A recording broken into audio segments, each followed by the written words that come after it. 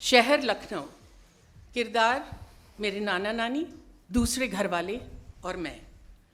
मेरी उम्र 8 बरस है। बाप बम्बई में है, माँ कब्र में।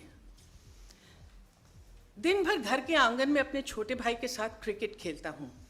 शाम को ट्यूशन पढ़ाने के लिए एक डरावने से मास्टर साहब आते हैं। उन्हें 15 रुपये महीने दिया जाता है। ये बात बहुत अच्छी तरह याद है, इसलिए कि रोज़ बताई जाती है। सुबह खर्च करने के लिए एक अधन्ना और शाम को एक इकन्नी दी जाती है, इसलिए पैसे की कोई कमी नहीं है।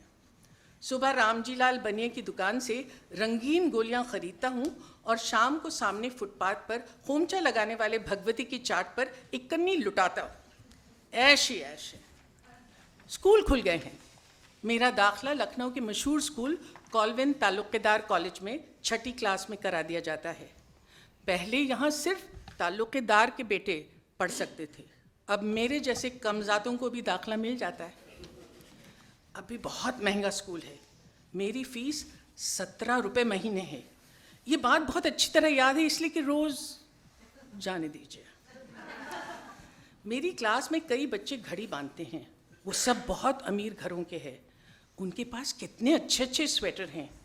एक के पास तो फाउंटेन पेन भी है। ये बच्चे इंटरवल में स्कूल की कैंटीन से 8 आने का चॉकलेट खरीदते हैं। अब भगवती की चाट अच्छी नहीं लगती। कल क्लास में राकेश कह रहा था उसके डैडी ने कहा है कि वो उसे पढ़ने के लिए इंग्लैंड भेजेंगे। कल मेरे नाना कह रहे थे, अरे कमबख्त, मैट्रिक पास कर ले तो किसी डाकखाने में मोहर लगाने की नौकरी तो मिल जाएगी। उस उम्र में जब बच्चे इंजन ड्राइवर बनने का ख्वाब देखते हैं, मैंने फैसला कर लिया है कि बड़ा होकर अमीर बनूंगा। I get off at Bombay Central Station on 4th October 1964. A verdict about my life is to be delivered in this courtroom. I have to leave my father's house 6 days after arriving in Bombay. I have 27 paise in my pocket. I am happy that if one day I were to have 28 paise in my pocket, I would be in profit, and the world in loss. It's been 2 years since I have been in Bombay, but I have no roof over my head and no assurance of food, although I have written the dialogues for a small film at a salary of ₹100 a month. Sometimes I get work as an assistant somewhere. I get some small odd job somewhere, sometimes not even that. I have come to a producer's office in Dadar to ask for the money that is owed to me. He had asked me to write some comedy scenes for his film. The scenes will go under the name of the famous writer who is writing the film. The office is closed. I have to go back to Bandra, which is quite far. I have just about enough money to either buy a bus ticket or eat something. But then I will have to go back on foot. I buy some chana and fill my pocket. Then I set off on my journey on foot. As I pass by the gate of Kohinoor Mills, I think, perhaps everything will change, but this gate will remain. One day, I shall go past this very gate in my car. I have found work writing the dialogues of a film. I write some scenes and go to the director's house. He is sitting and eating pineapple for breakfast. He takes the scenes from me and reads them. Then he throws all the papers in my face. He throws me out of the film and says I can never ever become a writer. As I walk in the blistering sunlight, I wipe a tear from the corner of my eye and tell myself that one day I will show this director that then I don't know why, but the thought enters my mind, does this director eat pineapple every day for breakfast? बताया या नहीं बताया, ठीक। तो वैसे ही जिन्होंने बुरा वक्त देखा हो वो जल्दी पहचान जाते हैं, भैया अपने वाला ही है। और आपको एक बात और बता दूं मैं कि अभी शबाना जी एडमिट थी तो अचानक उन्होंने भी हमारी क्लब की मेंबरशिप ले लिया। उन्होंने कहा भाई मेरी समस्या रोटी की नहीं थी, एक बार दाल नहीं थी वहाँ कम्यून में, तो मैं किसी से 50 पैसे मांग लाई थी, तो अम्मी ने बहुत मारा था कि तुम ये क्यों करके आई। तो मुझे पता चला कि ये हमसे एक सीढ़ी पहले हैं।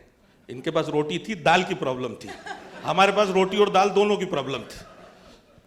तो असल बात ये है कि ये जो हालात हैं, ये जब आप किसी आईने में जैसे अपना अक्स देखते हैं, उसी तरह जब आप देखते हैं तो वो एक रिलेशनशिप पैदा होती है। और इसमें बहुत दिल से मैं आभारी हूँ शबाना जी का और जावेद साहब का कि उन्होंने देखने भर की इजाज़त नहीं दी मुझे। उन्होंने कहा तुम आईने के अंदर आ जाओ, तो मैं अंदर आ गया हूँ।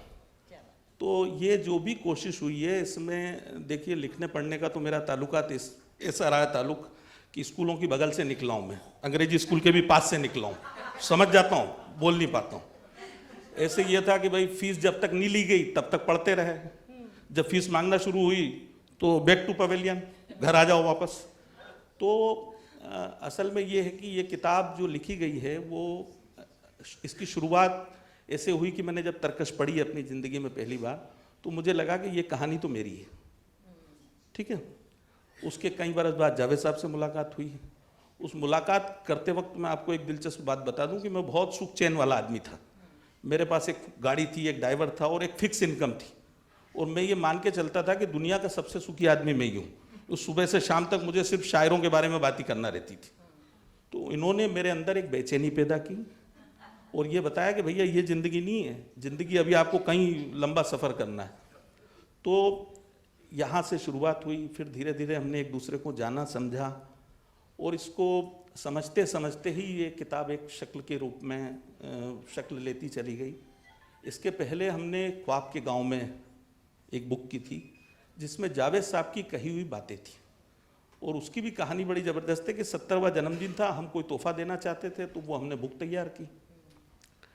अब हुआ ये कि भोपाल से जावेद साहब ने मुझे कार्ड दिया कि ये साहब हैं विकास रखेजा जी हैं, इनसे ज़रा आप मिल लीजिएगा, बार बार मुझे मिल जाते हैं कहीं फ़्लाइट में कभी कहाँ। तो मैं उनसे मिलने पहुंचा तो मालूम चला उनका भी एक कनेक्शन है जावेद साहब से। वो ये है कि वो उस बुक डिपो के मालिक हैं जहाँ से जावेद साहब ने इनकलाब खरीदी थी, ठीक। तो उन्होंने कहा कि साहब मैं कुछ पब्लिश करना चाहता हूँ, तो हमने कहा अभी तो ये है, हमने कोशिश की थी। और वो किताब जिसमें सिर्फ उनकी कही हुई बातें थी, वो अमेज़न पे दुनिया में सबसे ज़्यादा बिकने वाली किताब डिक्लेयर हुई। बातें ऐसी होती तो अब ये हुआ कि फिर ये हुआ कि भाई अभी उससे एक प्रेरणा मिली। बिल्कुल। तो फिर 75 बर्थडे पे हम लोगों ने तय किया था कि किताब आए। वाह। बीच में कोविड आ गया, इसलिए कुछ समय ज़्यादा लगा, फिर ये धीरे धीरे आहिस्ता आहिस्ता जो आज आप सब लोग हैं। बिल्कुल जी, शुक्रिया। बिल्कुल, आपने सही कहा कि ज़िंदगी जहद में है, सब्र के काबू में नहीं। और उसका भी एक लाइव एग्जांपल जावेद साहब हैं, क्योंकि हर वक्त या तो फ्लाइट में होते हैं या एयरपोर्ट पे होते हैं या यहाँ होते हैं या वहाँ होते हैं, और उनकी उम्र में ऐसा कर पाना नहीं, ऐसा सोच पाना ही बहुत बड़ी बात है। नहीं कर जी बेहतर। रक्षंदा जलील बहुत अच्छा लिखती हैं, ख़ुद भी किताबें इनकी कई आ चुकी हैं, और एक बार इनकी एक किताब थी you don't look like a Muslim, उस but you don't look like a Muslim, उसके ट्रांसलेशन पे मैं बैठी थी, वो उर्दू का ट्रांसलेशन था। तो मैं हैरान रह गई आपकी इन डेप्थ नॉलेज, आपके पर्सपेक्टिव्स को लेके, और कितना आप रिसर्च करके लिख सकती हैं। एंड ट्रांसलेटर के तौर पे भी आप का पूरा वो जो एक बॉडी ऑफ वर्क है वो दिख रहा था मुझे। What were your challenges, because you know each language has a different kind of a taste to it. अब जैसे गुलजार साहब ने लिखा मोरा गोरा रंग लई ले मुझे शाम रंग दई दे, इसको आप इंग्लिश में नहीं ट्रांसलेट कर सकते। या जावेद साहब का पंछी नदिया पवन के झोंके कोई सरहद कैसे इन्हें रोके, इसको ट्रांसलेट करते वक्त क्या प्रॉब्लम्स या क्या चैलेंजेस रहे? ट्रांसलेशन के तो अपने चैलेंजेस होते ही हैं, लॉसेस और गेन्स इनेविटेबल हैं, लेकिन जैसे शबाना जी ने कहा ये किताब एक कलाज है, इसमें मुख्तलिफ़ चीज़ें हैं। इसमें जावेद साहब की आवाज़ है, इसमें उनके दोस्तों की, ख़ानदान के लोगों की, जो उनके दोस्त थे भोपाल में इतने अरसा पहले, उनकी आवाज़ है। So translation is all about carrying the voice through across the picket fence of language. But what do you do when there are multiple voices? There is no one single narrative here. There is not one single voice in the entire book. Javed साहब भी जब वो बोलते हैं तो वो अलग अलग आवाज़ों में बोलते हैं। वो एक 8 साल का बच्चा है, जो अभी शबाना ने पैसेज पढ़ा, मैं 8 साल का हूँ, लखनऊ, वो वाक़या जब उनकी वालदा का इंतकाल हुआ है, तो वो 8 साल का बच्चा जब बोल रहा है तो वो दूसरी आवाज़ में बोल रहा है। फिर जब वो एक एल्डर स्टेट्समैन हैं, जब वो राज्यसभा की अपनी फेयरवेल स्पीच दे रहे हैं, तो वो दूसरी तरह से बोल रहे हैं। वो चंचलता, वो मचलती भी जो उनकी शोखी है, जो उनकी पर्सनालिटी का हिस्सा है, उसकी भी झलक आती है। लेकिन जो उनकी संजीदगी है, जो वो बहुत फ़िलोसॉफ़िकल अंदाज में बात करते हैं, वो बातें भी इस किताब में हैं। तो कोई एक आवाज़ में एक सपाट तरीके से इस किताब का तर्जुमा कर देना मुमकिन नहीं था. You know, I can't sound like myself, I can't sound like any one person, so I have to sound like all the people who are talking about him at different points in his life. And that was challenging, but fun. मैं बैठने से पहले तो सबसे पहले गुलजार साहब का शुक्रिया अदा करना चाहूँगा.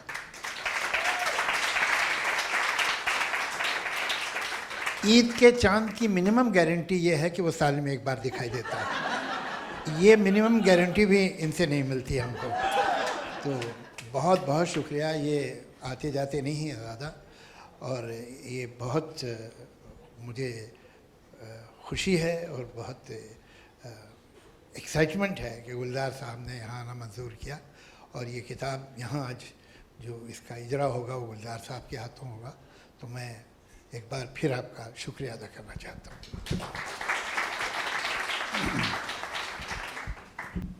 देखिए, जैसा कि शबाना जी ने कहा, वैसे तो वैसे ही ज़रा से एम्बैरेसिंग होता है आदमी अपने बारे में लिखी हुई किताब के बारे में बात करे, लेकिन ये कि ये एक वाकई कोलाज है.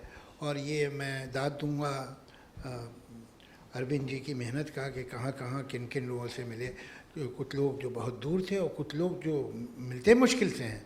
सब मसरूफ़ लोग हैं मुंबई में, किसके पास वक्त है, मगर किसी न किसी तरह से उन्होंने हर इंसान से जो मेरी ज़िंदगी से गुज़रा या मैं उसकी ज़िंदगी से गुज़रा, उससे कुछ ना कुछ बात की. और वो बात, अब वो तो जो कह रहा है वो कह रहा है. मैं कौन होता हूँ ये कहने वाला कि नहीं हूँ. उससे कहिए कि ये ना कहे वो कहे, ये तो मैं नहीं कर सकता.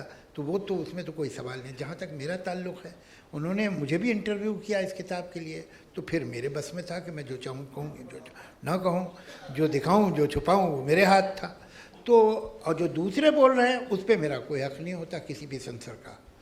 आजकल तो हर एक के पास सेंसर का हक़ हो गया है, लेकिन ये कि मेरे पास, मैं नहीं महसूस करता कि मैं अगर कोई मेरे बारे में राय दे रहा है तो मैं उसमें से कहूँ कि ये जुमला निकाल दीजिए. तो कोई ज़रूरत ही नहीं थी उसको देखने की. मैं एक एक झलक कभी कभार ये मुझे दिखाते रहे. तो इंदौर में रहते हैं, कभी आते थे, लोगों से मिल के चले जाते थे बगैर मुझसे मिले.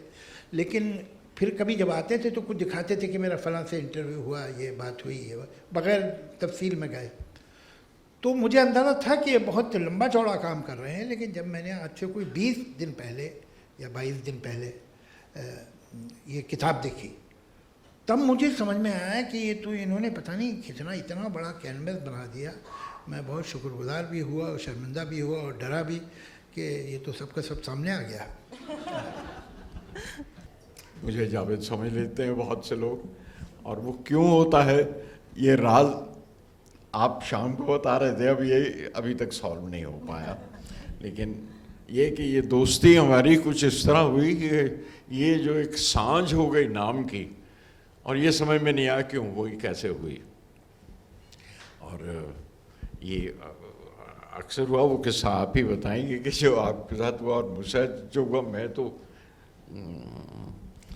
रक्षंदा जी के साथ अमेरिका कई 2-4 बार गया, कई जगहों पे, कई जहाँ भी, जिस शहर में भी, यहाँ भी गया. और मैंने इस बात का जिक्र किया कि अब वो मैं तो मैं कहा बाकी तो किताब में मैंने सारा पढ़ लिया, पर मैं चाहता था कि मैं अपनी एक नज़्म मेरी, अगर मुझसे पूछते अरविंद जी मिलते किसी वक्त, तो मैं इन्हें ज़रूर कहता कि ये देखिए मुझसे नहीं पूछा आपने जावेद साहब के बारे में, क्योंकि वरना मैं बहुत कुछ जानता हूँ. और तो मैं वो ले आया कि भाई ये क्यों नहीं आपने शामिल किया उसमें. अब ये तजुर्बा आप इनसे पूछिए, रक्षंदा जी गवाह हैं कि मैं जहाँ भी गया हूँ अमेरिका में ये सुनाई, हर शहर में और हर जगह मुझे दाद मिली है इस नज़्म की. आप ये अगर कबूल कर लें, आपने तो लिख दिया एक लड़की से मिला, एक लड़की को देखा तो ऐसा लगा. अब वो हर अंतरे में मुझे लगता है ये दूसरी लड़की है, ये वो पहली वाली नहीं.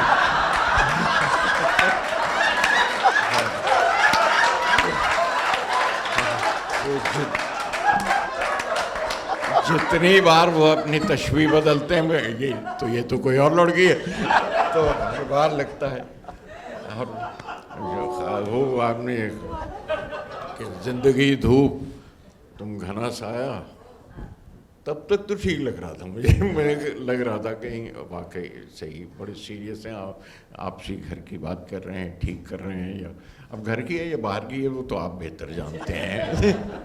लेकिन जब एक लड़की को देखा तो ये महसूस हुआ मुझे कि आप बहरहाल अब सारी बातें क्यों कही जाए।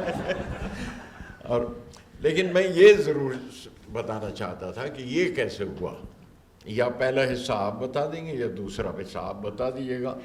एक लड़की को मैं भी मिला था,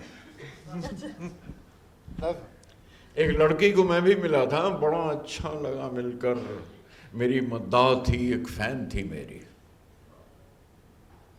वो मेरी शायरी की खूबियाँ पहचानती थी, मेरे मिसरे मेरी तशबीहें उसके दिल को छूती थीं,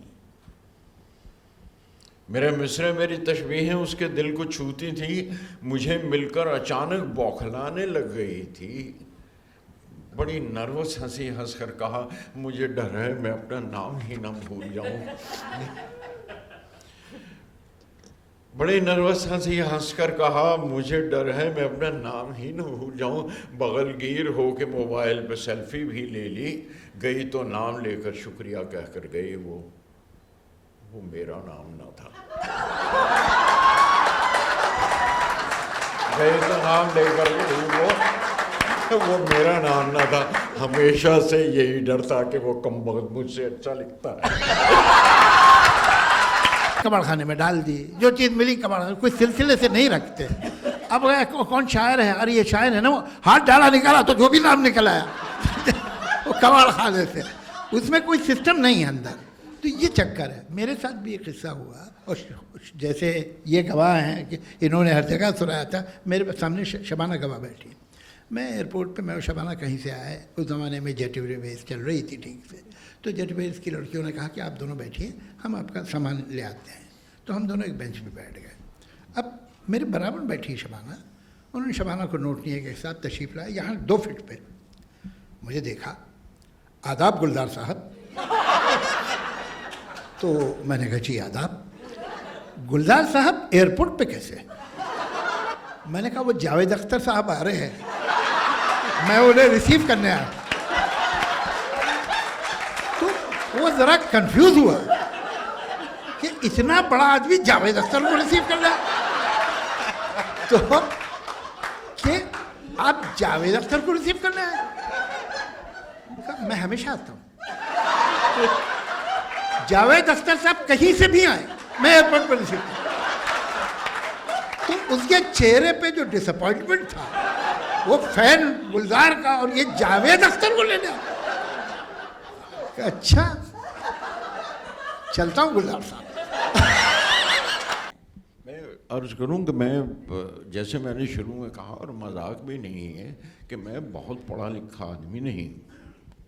ये सही है कि मैं, आप कॉलेज में पढ़ रहे थे आकर, मैं कॉलेज में फ़ेल हो चुका था, तो मेरी ज़बान एक हद तक रही जो मैंने अपने माहौल से उठाई, और वो माहौल दिल्ली का पार्टीशन से पहले का, उससे पहले के माहौल में जो कि थोड़ी बहुत ज़बान सीखी थी, तो एक मुजीबुर रहमान हमारे मौलवी साहब थे, वो गुनगुना के और तरन्नुम में पढ़ते थे गज़ल और सिखाया करते थे उसके मानी।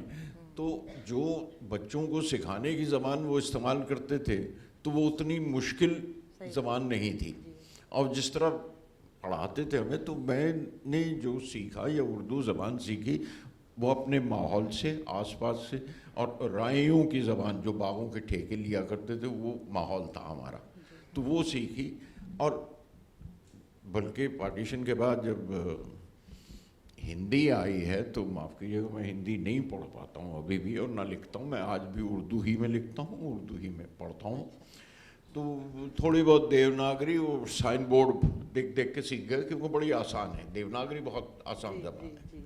और बोलिए, जावेद साहब ने ज़बान सीखी, और आज भी मैं कई बार लफ्ज़ों के मानी में किसी लफ्ज़ के तलफ़ुज़ में भी फंस जाता हूँ, तो आपको फ़ोन करता हूँ, और या जावेद सदीकी साहब को तो फ़ोन करता हूँ और उनसे पूछता हूँ। तो इसलिए मेरी ज़बान उस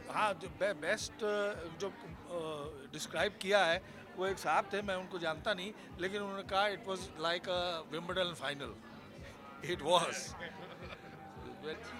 मेरे लिए ये मेरा सबसे बेस्ट बर्थडे प्रेजेंट था। हाँ, क्योंकि इन दोनों का कोई मुकाबला है ही नहीं। Two of the most I mean हमारे जनरेशन और आगे के बहुत सारे जनरेशन के बेस्ट राइटर्स।